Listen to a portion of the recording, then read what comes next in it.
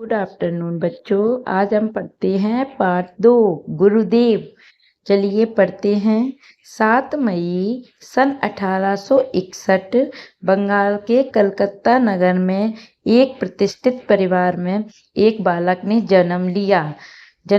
ठाकुर देवेंद्रनाथ। आपके इस बालक का नाम रविंद्रनाथ ठाकुर कैसा रहेगा?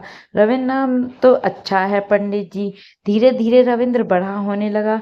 बचपन में रविंद्र नाथ को सभी रवि कहकर बुलाते थे। रवि ने शिक्षा के साथ साथ धार्मिक संस्कार भी प्राप्त किए। रविंद्र को प्रकृति से बहुत प्यार था। वे अक्सर बाग बगीचों में घूमते रहते। प्रकृति प्रेम में डूबे रविंद्रनाथ का मन कल्पनाओं में खोने लगा। वे कविता लिखने लगे। रवि ने 7 वर्ष की आयु में अपनी पहली कविता लिखी। उनके बड़े भाई उसे लेकर नेशनल पेपर के संपादक के पास गए। रविंद्र गाते भी अच्छा थे। घर वाले उन्हें कोकिल कंठी कहते थे। रविंद्र की रचनाएं छपी, पुस्तकें भी प्रकाशित हुई। एक दिन, पिताजी हम कहाँ जा रहे हैं? रविंद्र, हम कुछ दिन बोलपुर में शांति निकेतन में रहेंगे। आगे चलते। शांति निकेतन श्री देवेंद्रनाथ द्वारा बनाया गया एक छोटा सा स्थान था। बड़े होने पर रविन्द्रनाथ उच्च शिक्षा के लिए इंग्लैंड चले गए। वो वहाँ जल्दी से लौट आए। अब आगे क्या करने का विचार है, वो पूछ रहे थे। तो वो बोला, मैं शांति निकेतन में विद्यालय खोलूंगा। उन्होंने सन 1901 में शांति निकेतन में विद्यालय खोला, जहाँ बच्चे स्वतंत्रता पूर्वक प्राकृतिक वातावरण में ज्ञान प्राप्त करने लगे। महात्मा गांधी उन्हें गुरुदेव कहते थे। महात्मा गांधी उन्हें क्या कहते थे? गुरुदेव। याद रखना, महात्मा गांधी को प्रश्न बनेगा, ये गुरुदेव कहते थे। शांति निकेतन के छात्र भी, अध्यापक भी उन्हें गुरुदेव कहते थे। वे गुरुदेव के नाम से ही प्रसिद्ध हो गए। सन 1905 में अंग्रेजों ने क्या किया? बंगाल प्रांत को 2 भागों में बांटना चाहा। तो गुरुदेव ने इसका विरोध किया। क्या कहा? हम बंगाल का विभाजन नहीं होने देंगे, अंग्रेज मुर्दाबाद। उन्होंने क्या कहा था कि हम बंगाल का विभाजन नहीं होने देंगे, अंग्रेज मुर्दाबाद। सन 1912 में उनकी पुस्तक गीतांजलि पर क्या किया? नोबेल पुरस्कार देने की घोषणा की गई। गुरुदेव, बधाई हो, हमें आप पर गर्व है। नोबेल पुरस्कार पाने वाले आप पहले एशियाई हैं। इंग्लैंड के सम्राट ने भी उन्हें सर की उपाधि दी और 1919 में जलियांवाला कांड से दुखी होकर उन्होंने उसे लौटा दिया। अंग्रेज ने निर्दोष लोगों की हत्या की है, मैं सर की उपाधि लौटा रहा हूँ। 60 वर्ष की आयु में उन्होंने चित्र बनाना शुरू किए।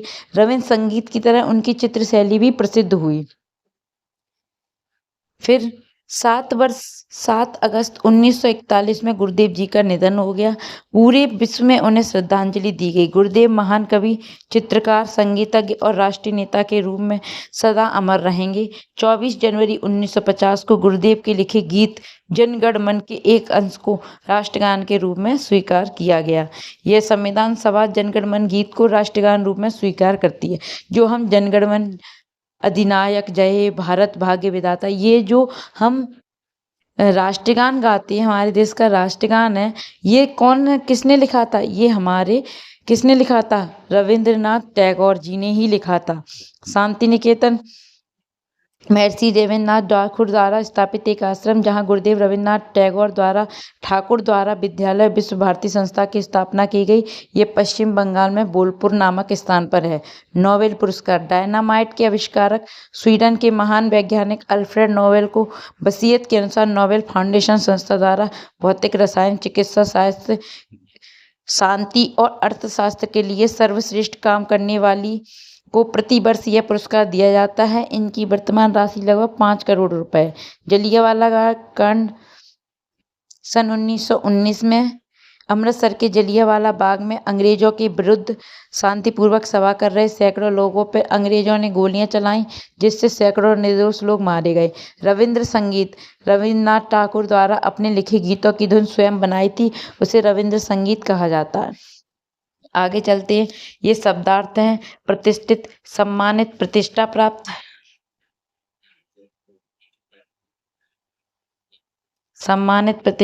संस्कार, श्रेष्ठ गुण, कथा, कहानी, वृद्ध, बूढ़ा, प्रकृति, चराचर संसार एवं उसके समस्त पदार्थ, कोकिल कंठी जिसकी आवाज कोयल हो, प्रकाशित होना मीन्स छपना, सुरीला, मधुर, रुचि, लगाव, प्रांत, राज्य, विभाजन, बंटवारा, निर्दोष। निर्दोष का क्या? जिसका कोई दोष ना हो। प्रसिद्ध नामी एशिया महाद्वीप में रहने वाला कांड घटना शैली तरीका संगीतज्ञ संगीत जानने वाले। नीचे लिखे प्रश्नों में 4 संभावित उत्तर दिए गए हैं। सही उत्तर पर सही का चिन्ह लगाइए। रविंद्रनाथ ठाकुर का जन्म कहाँ हुआ था? बताइए। इलाहाबाद में। कहाँ हुआ था? कहाँ हुआ था? कोलकाता में। कहाँ हुआ था? कोलकाता में। बालक रवि ने अपनी पहली कविता किस उम्र में लिखी? 7 वर्ष में। रविन्द्रनाथ ठाकुर ने अपना विद्यालय किस स्थान पर खोला था? बताइए। शांति निकेतन में खोला था ना? कोलकाता। 7 वर्ष शांति निकेतन। गुरुदेव को संबोधन करने वाला शब्द सबसे पहले किसने दिया था? बताइए। महात्मा गांधी ने। रविन्द्रनाथ ठाकुर उच्च शिक्षा प्राप्त करने कहाँ गए थे? इंग्लैंड। ठीक है।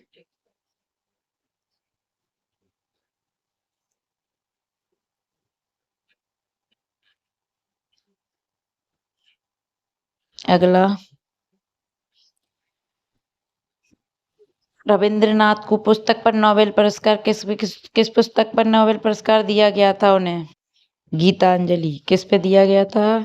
गीतांजलि। रविन्द्रनाथ को प्रकृति से बहुत प्रेम था। रविन्द्रनाथ को सभी सम्मान पूर्वक गुरुदेव कहते थे। सम्मान पूर्वक गुरुदेव कहते थे। गुरुदेव ने किस रविंद्र संगीत की रचना की? कविंद्र संगीत की रचना की। रविंद्र संगीत की रचना की। रविन्द्रनाथ ठाकुर का जन्म कब और कहाँ हुआ था? बताइए। 7 मई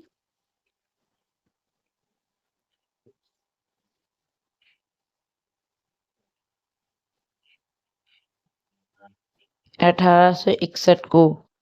कहाँ हुआ था? बंगाल के कलकत्ता में।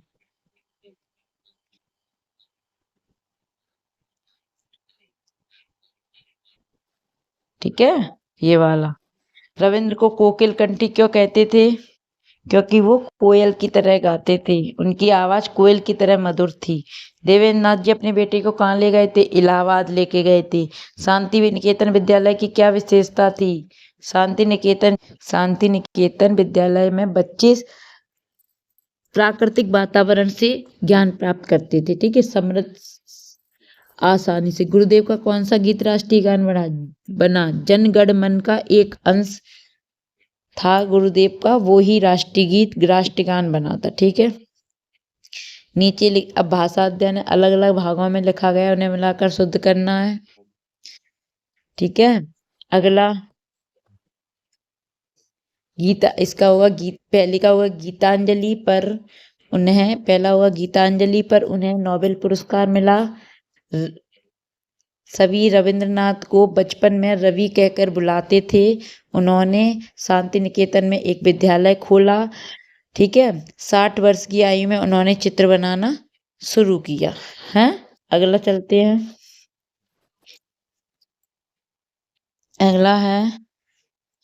अगला है क्रियाकलाप हरा भरा। ठीक है। काम काज, हंसी खुशी, साज सज्जा, प्यार दुलार। ठीक है। अगला चलते हैं। खरा खोटा। ठीक है। खरा का क्या होगा? खोटा। अच्छाई का बुराई, सुख का दुख, चल का अचल, काला का गोरा। ठीक है। अगला नीचे लिखिए शब्दों के समानार्थी। प्रेम का प्यार, जिसका मतलब अर्थ समान हो, शब्द अलग अलग हो। प्रेम का क्या होगा? प्यार। ठीक है। विद्यालय का स्कूल, आयु का उम्र, पुत्र का बेटा। ठीक है। चलिए, समझ में आ गया ना आपको? कैसा लगा पाठ? वीडियो को लाइक करें, चैनल को सब्सक्राइब करें और जो भी नहीं समझ में आया है वो भी कमेंट बॉक्स में लिख दें। मैं नेक्स्ट डे वही आपको पढ़ा दूंगी और आपको अच्छे से समझा दूंगी, ठीक है। लेकिन आपको कमेंट बॉक्स में कमेंट करना पड़ेगा, तभी तो हमको पता पड़ेगा कि आपको क्या नहीं समझ में आया है, ठीक है। आप लोग कमेंट बॉक्स में कमेंट कर देना, मैं आपको समझा दूंगी नेक्स्ट डे, ठीक है। चलिए मिलते हैं नेक्स्ट वीडियो में। वीडियो लाइक करें, चैनल को सब्सक्राइब करें। Bye bye.